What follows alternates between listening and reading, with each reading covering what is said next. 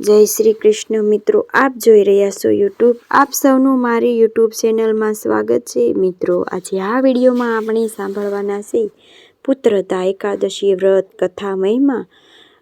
જો આજ આપને આ વિડીયો પસંદ આવે તો લાઈક કરજો, શેર કરજો, કમેન્ટ કરજો. આપ આ ચેનલ પર પહેલી વખત જોઈ રહ્યા છો તો સબસ્ક્રાઈબ કરી લેજો, જેથી આવનારા નવા વિડીયોની માહિતી આપ સુધી તુરંત પહોંચી શકે. ધન્યવાદ. પુત્રદા એકાદશી વ્રત કથા. બોલો લક્ષ્મીપતિ નારાયણની જય. એકાદશીના દિવસે અર્જુને ભગવાન શ્રી કૃષ્ણને પૂછ્યું હતું કે હે ગોવિંદ, હે કૃષ્ણ, તમે મને પોહ માસની એકાદશીના વિશે સમજાવો. આ એકાદશીને કયા નામથી ઓળખાવામાં આવે છે અને આ એકાદશીની વિધિ કઈ રીતે છે? આ સાંભળીને ભગવાન કૃષ્ણ અર્જુનને કહે છે કે હે કુંતી નંદન, પોષ માસની શુક્લ પક્ષની એકાદશીનું નામ પુત્રદા એકાદશી છે.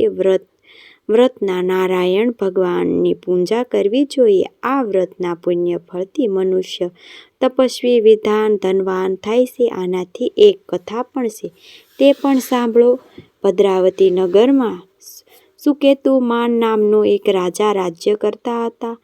તે નિસંતાન હતા. તેની પત્નીનું નામ સેવ્યા હતું. તે સદૈવ સંતાન હોવાથી ચિંતિત રહેતી હતી. સંતાનહીન રાજા પિતૃઓને રડી રડીને પિંડ લેતા હતા કે આના પછી અમને પિંડ કોણ આપશે? આ રાજાને પણ બધું બાંધવ, મંત્રી, મિત્ર, રાજ્ય, હાથી, ઘોડા આદિ પણ સંતોષ થતો ન હતો. તેનું એકમાત્ર કારણ હતું કે સંતાનહીન. તે વિચાર કરતા કે મારા મર્યા પછી મને કોણ પિંડદાન આપશે? સંતાન વગર પિતૃઓએ અને દેવતાઓને પણ ઋણ મુક્ત કઈ રીતે થવાશે? ઘરમાં સંતાન ન હોય ત્યારે સદૈવ અંધકાર રહે છે. એક દિવસ રાજા પોતાના શરીરનો ત્યાગ કરવાનો વિચાર કર્યો, પરંતુ એ સાથે વિચાર પણ આવ્યો કે આત્મહત્યા કરવી, આપઘાત કરવો તે મહાન પાપ છે. રાજા આ વિચાર કરીને એક દિવસ છુપાઈને વનમાં ચાલ્યા ગયા. રાજા ઘોડા પર સવાર થઈને વન પક્ષીઓ અને વૃક્ષોને જોવા લાગ્યા. તેણે વનમાં જોયું કે મૃગ, વાઘ, સુવર, સિંહ, વાનર અને સર્પ આદિ ભ્રમણ કરતા હતા. હાથી પોતાના બાળકો અને હાથણીઓ સાથે ફરતા હતા. રાજાએ વનમાં જોયું કે ક્યાંય શિયાળ કર્ક શબ્દ કરતા, ક્યાંક મોર ધ્વન કરતા.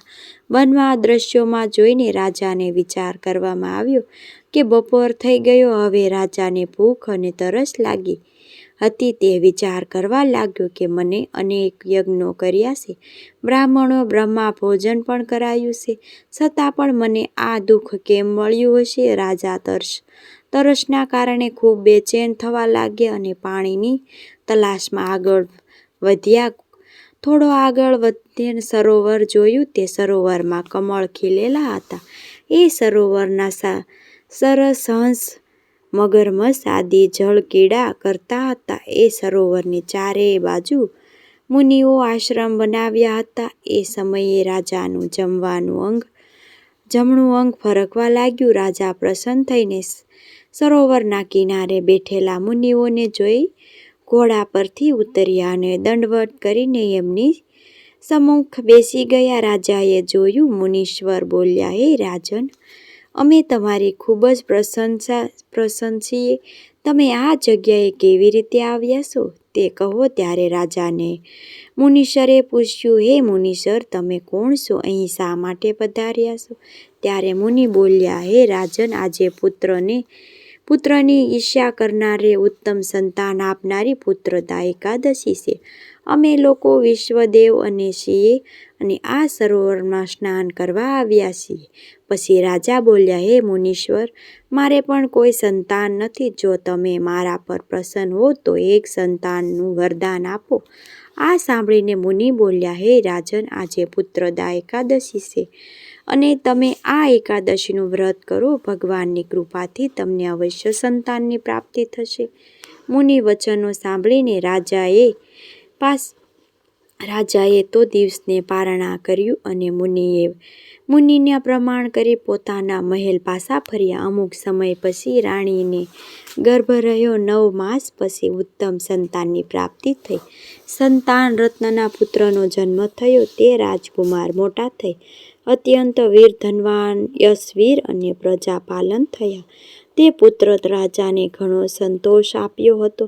ભગવાન શ્રી કૃષ્ણએ આ મહાત્મ્ય કથા અર્જુનને સંભળાવી.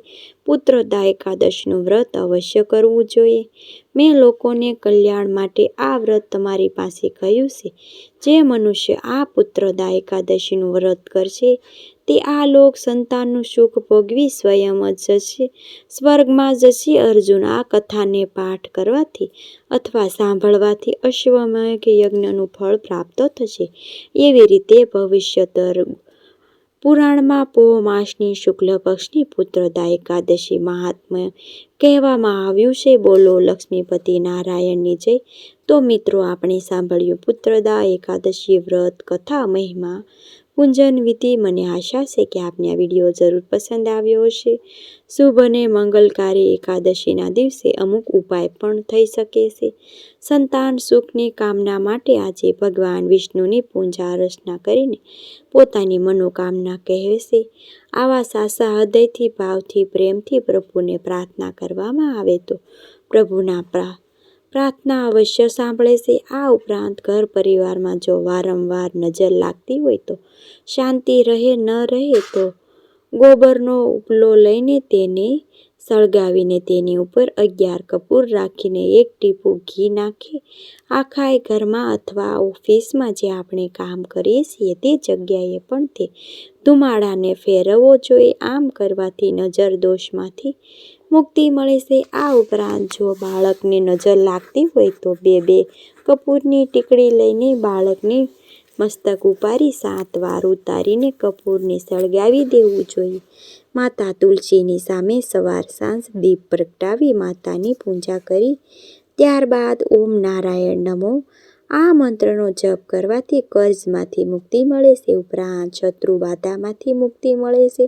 કાશાતુરથી જે સફેદ સૂતર આવે છે તે દોરો લઈને પીપળાના વૃક્ષ નીચે 11 પરિક્રમા કરવામાં આવે અને પ્રભુને પ્રાર્થના કરવામાં આવે તો શત્રુ બાધામાંથી મુક્તિ મળે છે. પીપળાના પરિક્રમા કરતી વખતે પિતૃનું પણ સ્મરણ કરવાથી, પીપળાના વૃક્ષ નીચે દીપદાન કરવાથી, સરસોયાના તેલને મીઠાઈને ભોગ લગાવવાથી જેથી પિતૃ કૃપા પ્રાપ્ત થાય છે.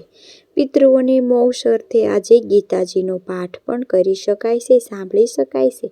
દાંપત્ય જીવન સમધુર બનાવવા માટે ભગવાનની સેવા કરતી વખતે ખીરનો ભોગ લગાવાય છે. જોકે આજે ચોખા ખાવા નિસંદેહ, પરંતુ ભગવાનને ભોગ લગાવી શકાય છે અને ત્યારબાદ ખીરનો ભોગ લગાવાય તે ગાય માતાને ખવડાવી શકાય છે. રોટલી સાથે જો આજે બહાર જવાનું થયું હોય તો હળદરનું તિલક કરી બહાર જવાય.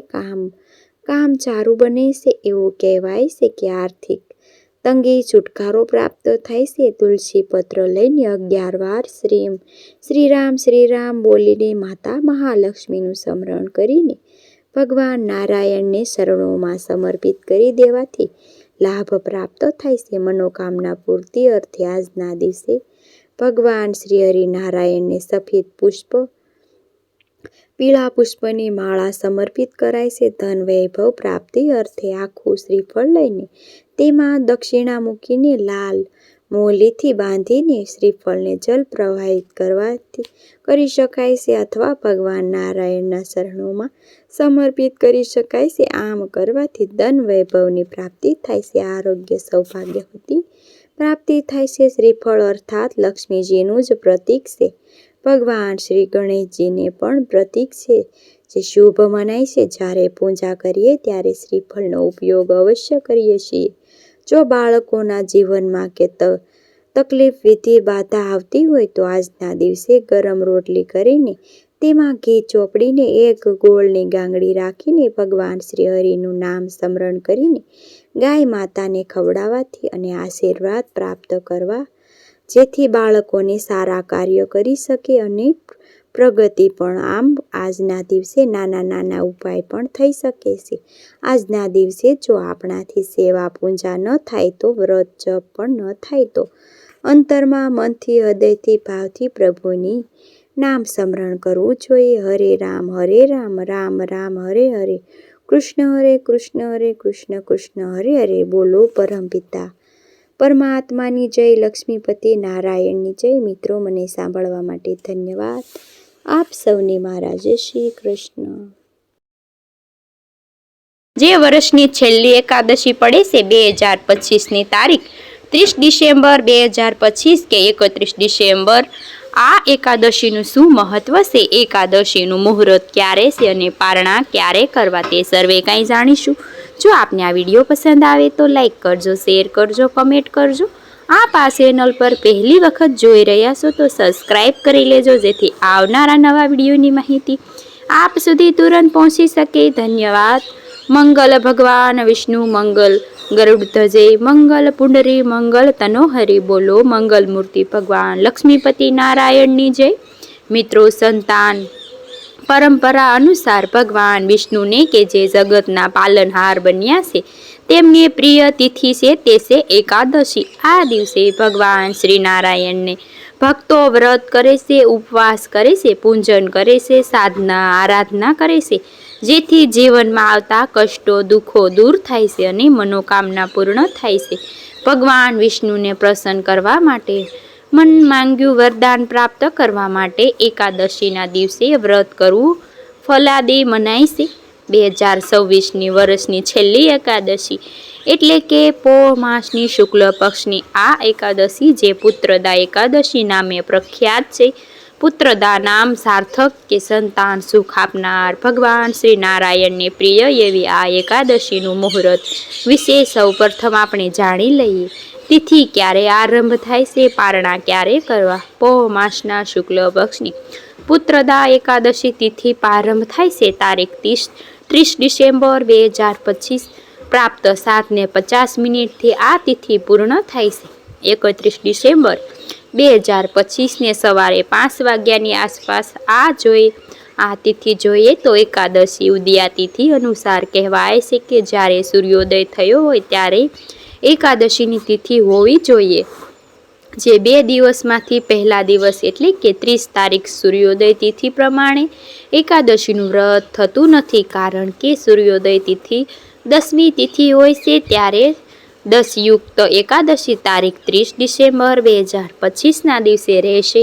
મંગળવાર આવે છે. આ દિવસે સંસારી ભક્તો એકાદશી વ્રત કરે છે અને સૂર્યોદય તિથિ પ્રમાણે તારીખ 31 ડિસેમ્બર બુધવારના દિવસે પણ આ એકાદશીનું વ્રત આરંભ થતું નથી, પરંતુ એવું કહેવાય છે કે સૂર્યોદય અને સૂર્યાસ્તની આસપાસ જે કોઈ એક કલાક 1.5 કલાકનો સમય છે ત્યારે પણ સૂર્યોદયની તિથિ જ મનાય છે. એટલા માટે તારીખ 31 ડિસેમ્બર 2025ના દિવસે સવારે 5 વાગ્યા સુધી એકાદશીની તિથિ પડે છે. ત્યારબાદ બારસની તિથિ આરંભ થાય છે. તે પણ ભગવાન નારાયણને અત્યંત પ્રિય છે, માટે આ એકાદશીને ભગવાન એકાદશી કહેવાય છે. આજે 30 તારીખે એકાદશી પડે છે તે સમાર્તન એકાદશી કહેવાય છે સંસારીઓ માટે. જો કે ભગવાન એકાદશીને સૌ કોઈને કરી શકે છે, જેવી જેની માન્યતા ધારણ કે પ્રમાણે એ એકાદશીનું વ્રત કરવું હશે.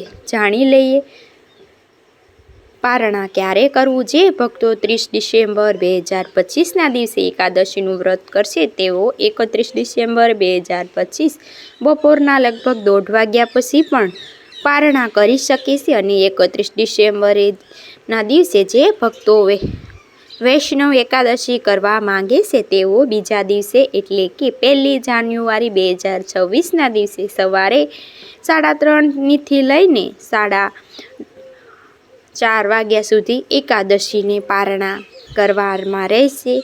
એકાદશી આમ તો બંને દિવસ મનોવાંછિક, પરંતુ આપણે જે મનમાં માને તે પ્રમાણે વ્રત કરવું. આજે ભગવાન નારાયણનું વિશેષ પૂજન થાય છે. ધૂપ દીપ નિવેદ આદિ ભગવાન વિષ્ણુને હળદર ચંદન કેસર આદિ તિલક કરી પુષ્પ ચઢાવાય છે. ભગવાન નારાયણને તુલસી દલ અત્યંત પ્રિય છે. પ્રભુની પૂજા તુલસી દલ અર્પિત કરાય છે અને આજે પૂજા માટે તુલસી દલ તોડી શકાય છે, નહીતર અગલા દિવસે તોડીને રાખવા. એકાદશીના દિવસે કથા સાંભળવાનો મહિમા છે. આ દિવસે શ્રદ્ધાથી ભગવાન વિષ્ણુના ગુણગાન ગાવાથી, કથાનો પાઠ કરવાથી, ભગવાન નારાયણની આરતી, વિષ્ણુ સહસ્ત્ર પાઠ, ગીતાજીનો પાઠ કરવાથી પુણ્ય ફળ ભાગી બનીએ છીએ. ભગવાન નારાયણની કૃપા સદૈવ બની રહે છે. આજે તુલસી પૂજન કરવું ભગવાન નારાયણને પ્રિય આ એકાદશી હોય. પીપળાના વૃક્ષ નીચે પૂજન કરવું, જલ ચડાવવું, પિતૃ દેવતાનું સ્મરણ થાય છે. આ એકાદશીના વ્રતની આપણે દાન પણ કરી શકીએ છીએ. સંકલ્પ દ્વારા એકાદશીના દિવસે વ્રત કરીએ. ભક્તો ઉપવાસ કરે છે નિરાહાર રહીને, અથવા જો શરીર સાથ આપતું હોય તો એક ટાઈમ ભોજન લઈ શકાય. અને આ એકાદશીનું વ્રત જ્યારે સંકલ્પ કર્યો એટલે કે બીજા દિવસે પારણા દરમિયાન એકાદશીનું વ્રત છોડાય છે. સંતાન ધર્મ એકાદશી વિશેષ મહત્વ હોય છે. વ્રતોના રાજા સમાન ફળ આપનાર છે. આજે ભગવાન શ્રી હરિ વ્રત કરે છે. જરૂરિયાતમંદને દાન પુણ્ય કરાય છે. અન્ન વસ્ત્ર ધન આદિ પશુ પક્ષીને દાન ચણની વ્યવસ્થા કરવી. જીવનમાં ધન અને ક્યારેય કમી રહેતી નથી. આજે એવું કહેવાય છે કે તુલસીજીની મંજૂરી સહિત તુલસીજીને ભગવાન શ્રી ચરણોમાં સમર્પિત કરવામાં આવે તો કિસ્મતના બધા દરવાજા ખુલી જાય છે. આમ એકાદશીનું ઘણું મહાત્મ્ય છે. મિત્રો, મને આશા છે કે આપને આ વિડીયો જરૂર પસંદ આવ્યો હશે. ઓમ નારાયણે વિન્હે વાસુદેવાય ધીમહિ તન્નમ વિષ્ણુ પ્રચોદયા. બોલો લક્ષ્મીપતિ નારાયણની જય. મિત્રો, મને સાંભળવા માટે ધન્યવાદ. આપ સૌને મારા જય શ્રી કૃષ્ણ.